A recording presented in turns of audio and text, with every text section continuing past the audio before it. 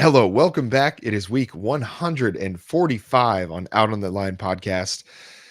And we're in the fiscal year 2024. And I've just been crunching the numbers, and the most anticipated album, you don't have to check me on this. I double checked them myself.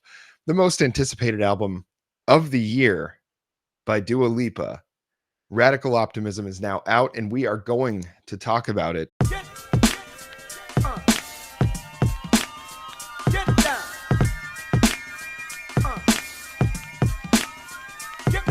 Yeah, if that comes out well, that's a really good tool in the toolbox for sure. We're nothing if not a bunch of tools, Jeff.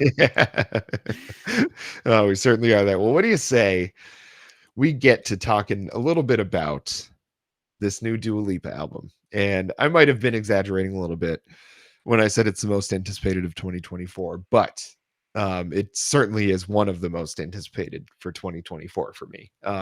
I loved the Future Nostalgia album. I think it got pretty rave reviews all the way around on this podcast last time we did that. So you should check that out if you listen to and like that album.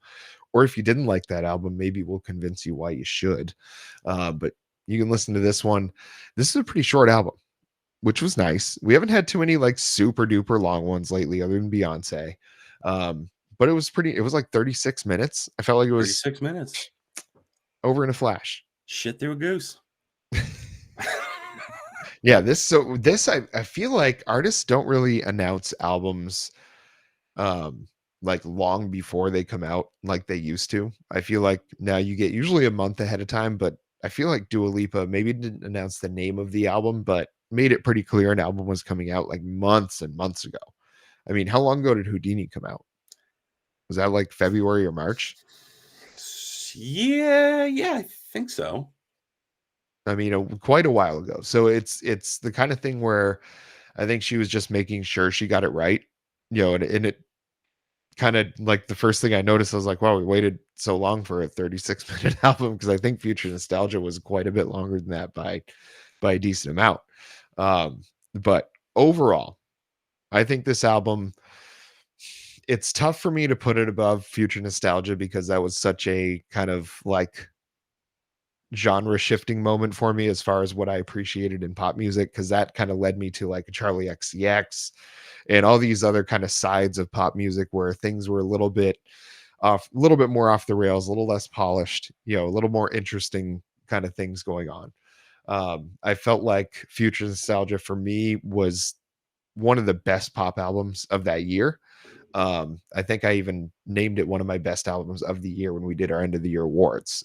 So this was I think a move into some more almost like singer-songwriter type music for her.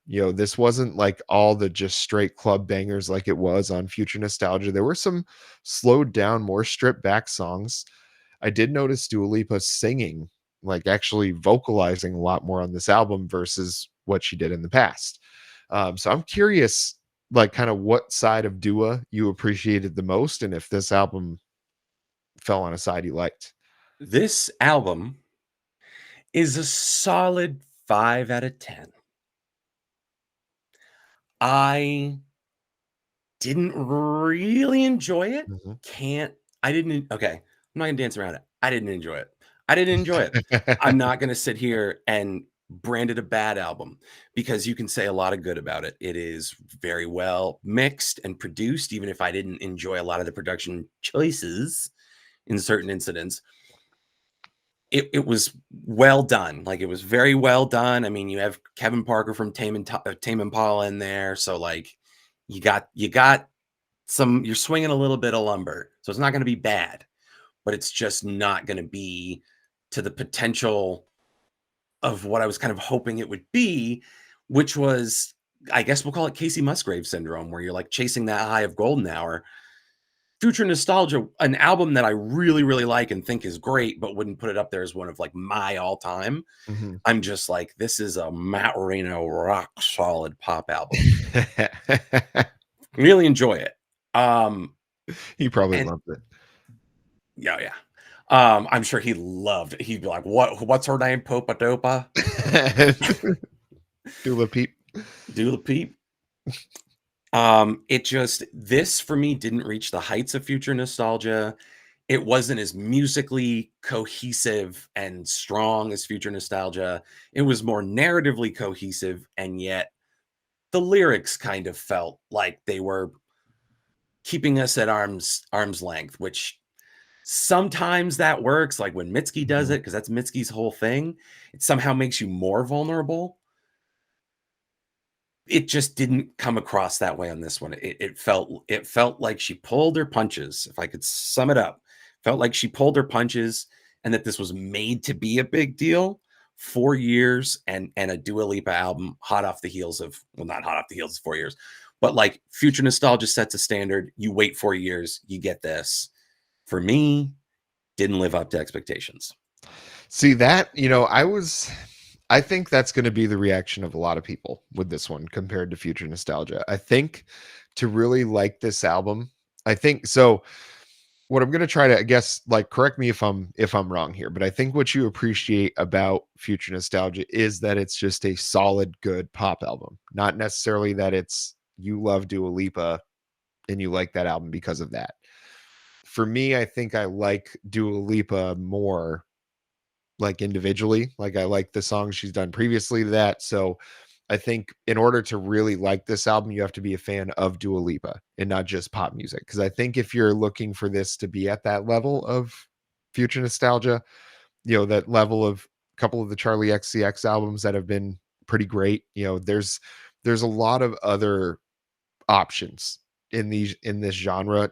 I'm sure like Billie Eilish, when we go to dream, what do we have nightmares about?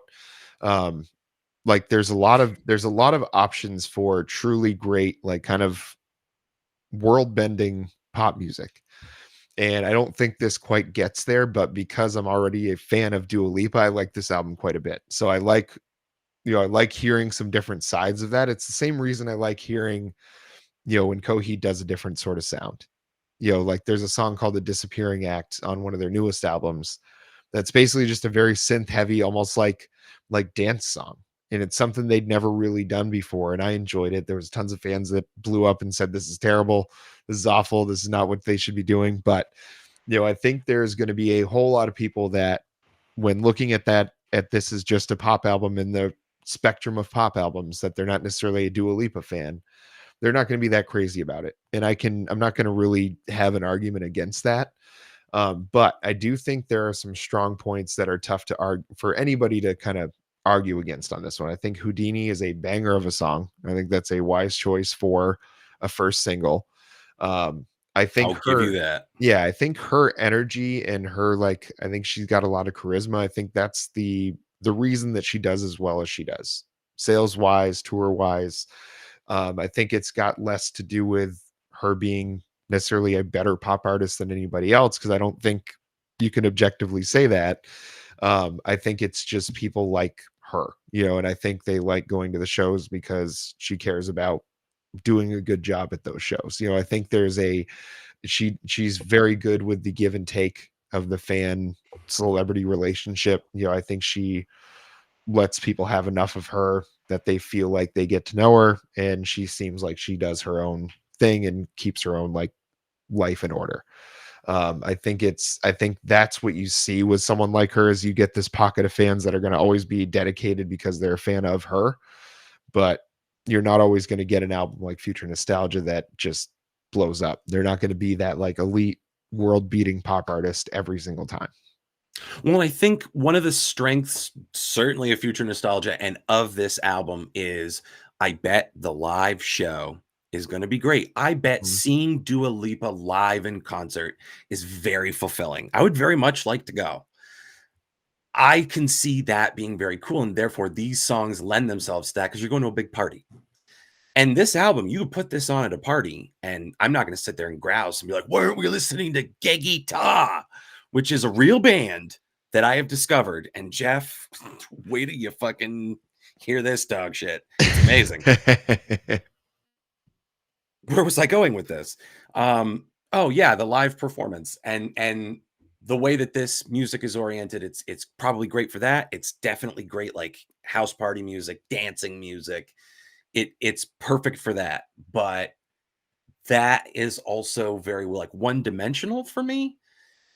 It's not only one-dimensional, it's specific. I have to be like, "I'm at a party partying." It's not just something I would toss on and, like, really, Mhm. like, lose myself in. And for me, the leap from future nostalgia to this was more Casey Musgraves' Golden Hour to Starcrossed than it was Olivia Rodrigo Guts or Sour to Guts, Mhm. which for me was just like kind of more of the same, and yet like a quantum leap forward in the presentation of that Mhm. below the neck authenticity that Mhm. I've come to find I value so much in music, which is not to call Dua Lipa inauthentic. There's just something about this music that good for her for keeping her personal life personal, but the music also sometimes feels a little impersonal. I'm not trying to be like, "She fucking sucks." Mhm. But on this album, one of the barriers to me in the access was I get what you're talking about. You're talking about people being in a place where they can love and respect you, you being in a place where you can give it back, you having that with somebody and it doesn't work out and they go on to another relationship and do better. And so do you. And it's like there's a thought that permeates this. It's dwelling on like these kind of relationships and the relentless optimism that it takes to jump into that as like trite as that might. So like you gotta jump in with both feet for love. But that is kind of this album. So that's another strength that it has. It has like a thought. It's just for me, it didn't coalesce around a sound or lyrics that like Mhm. grabbed me by the throat and was like, "Yeah, guitar." Yeah. I think so. I guess an album that I think I could compare this one to as far as kind of what my expectations were and what we ended up with was the Post Malone album. Was it just called Austin or something like that? The one that we did on Yes. the show, where he changed up his sound. There was a lot of like acoustic guitar and had like a very kind of beachy, like kind of feel to it.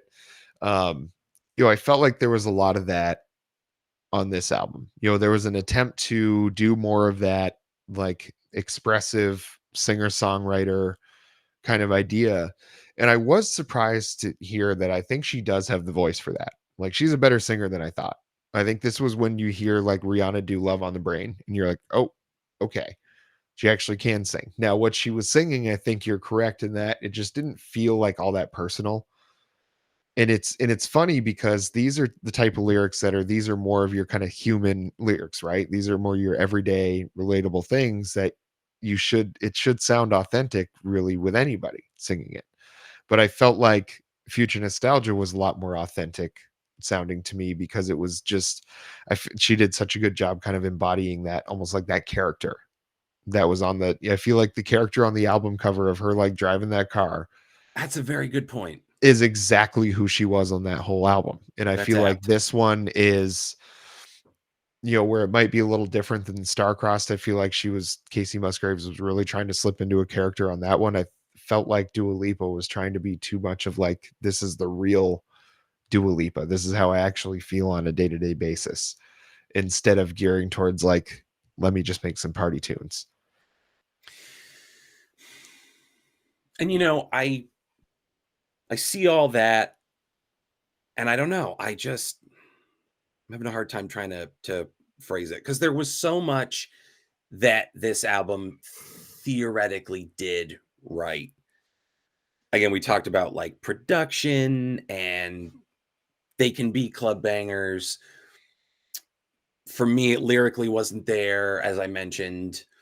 But one of the things I will shout out that was very interesting to me was when these singles came out, you have the extended singles that had like way more kind of like psychedelic content to them. And that for me was okay. I can get invested in that because if we're talking about who is Dua Lipa, how much is Dua Lipa willing to show us, I will take arm's length if you're going to do something kind of weird and interesting with it. And she touched on it in something like Training Season because it's something that had like a very promising build and that like Mhm. Albanian heritage sound kind of came out, which gels for me in a way like System of a Down does. It's uniquely, it's got like a unique sound to her and to her heritage. And when that sneaks in there with like some of the more like dark wave elements in some of these songs, like crazy synth and like strange gothic sound, like there are pockets Mhm. where I hear stuff and I go, fuck, that's interesting. And then it just never, it's Duran Duran syndrome where there's like one or two cool things about the song. And then one thing you go, fuck, you almost had it. Mhm. And this album was kind of a story of that for me, except for the singles. Illusions, but Houdini and Training Season, Yes. pretty great. What did you think of her attempt at Jolene with the song Maria? The idea of Maria was more interesting. It didn't come across petty, but to me, the concept of like, hey, thanks for improving him so I could benefit. I want to honor you and acknowledge you while I'm banging this dude. Which is not how she means it, but it's just how my pea brain like synthesizes it. Like, interesting. But then she turns around and she talks about doing the same thing where, you know, someone made her better for the next guy's benefit, and on we go. And isn't Yeah. that nice?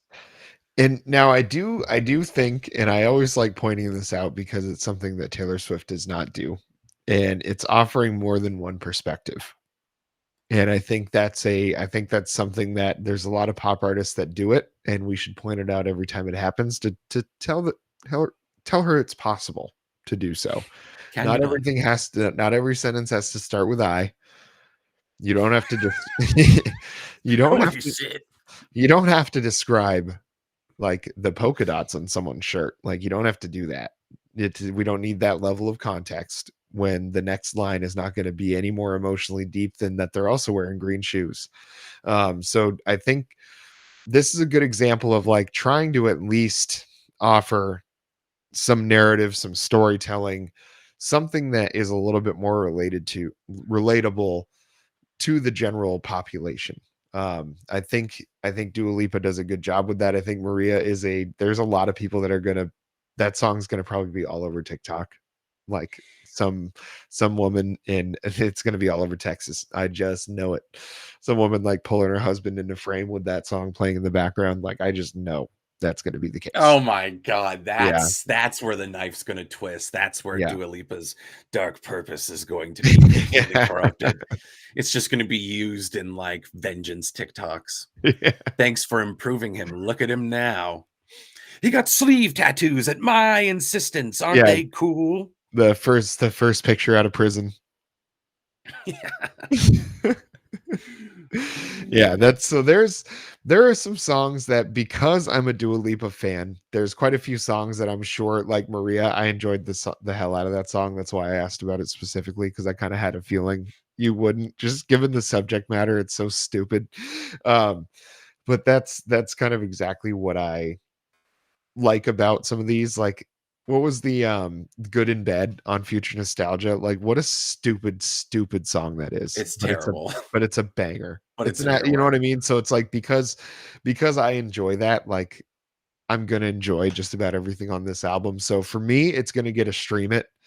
I don't think I'm gonna run out and buy this one. I'm not, I'm a Dua Lipa fan. I don't know if I'm like a collect the entire discography Dua Lipa fan. So this I'm gonna leave this one for another fan to buy. That's fair. This was an album that I had high expectations for it. And hey, shame on me. Then you see something like for me, the cover of it when I saw it was just her and the big shark fin, and I just instantly got this picture of what it was going to be. And I'm like, I think Houdini and Training Season were false flags. And what we're going to get is what you referenced at the top. It's going to be more singer songwriter stuff. I thought we were going to get a very like summery, introspective, even if it's not going like deep to the core and being like, I once had a lover who left me at the altar. Like if it doesn't go into that kind of detail and that's not interesting to you, whatever. But I thought we were going to get some level of how many roads must a man walk down um, with Dua Lipa. And I don't know why I set that goal. It was just my brain put together these images and these ideas and was like, I think she'd kill at this. And again, it's a taste is subjective thing. Maybe it's not fair to be like, this album didn't do what I wanted, and therefore, and my whole cockamamie thing that's only special to me, therefore it's bad. Because it's not a bad album. It just for me felt very structured, very safe. Like it didn't do much to nudge anything from future nostalgia forward. Like I said, it's a solid 5 out of 10. And part of those dings, by the way, as much as I like Dua Lipa, and not like super fan Dua Lipa, like her as a person. She's lovely. Trust me. I have to call her out on these lyrics where she has this propensity to be like, it's something in a blah, blah, blah, blah, blah. Hey, ho, la, la, la. She literally does like la, la, la, la, la. It happens a little too much for me to not call it out, where she just like, again, Olivia Rodrigo, can't think of a third line. Like she steered into that and made that like a funny bit. Dua Lipa, you have to not default to the la-las quite so much. And then maybe this would have been a 6 out of 10, but I had to make you pay for it. You have to feel consequences for your actions, which is why That's I'm giving this album a lukewarm stream it. Why not? Find out for yourself. a lukewarm stream. That's what this that's what this album got from Alex. Hot You damn. heard it. You heard it here first, folks. And you know where you can check out that video about us talking about future nostalgia and how great that album is. You're gonna find that where, Alex? I'm gonna let you do it this week because I got you You, last week. you got me. And I'll tell you where you're going to find that content. You're going to find it where the sun don't shine. Let no joyful voice be heard. Your suffering is finally at an end at youtube.com/C/out on that line. Folks, we have what you might call a punishing amount of content. Some of it nutty and piquant, yet mild in flavor. Some of it is completely lost to us. What are the singles videos? I don't remember. I think I did one about a song about drinking piss. About 3 of you watched it. I think that was a smart decision, and it's about what I expected. But you'll have to go weed through this content, and you'll have to tell us, what did you like? What did you think had room for improvement? And what do you never want to see again? And if you say the podcast, fuck you. Okay, don't get cute. This is not the time to get cute with me. I'm sending you on a mission to the coordinates, and write these down. youtube.com/C/out on that line. It ain't hard. So, you know, you look like you could use a fucking lamp, you dim bitch. Subscribe today. Yes, do that. Subscribe today. Until next time.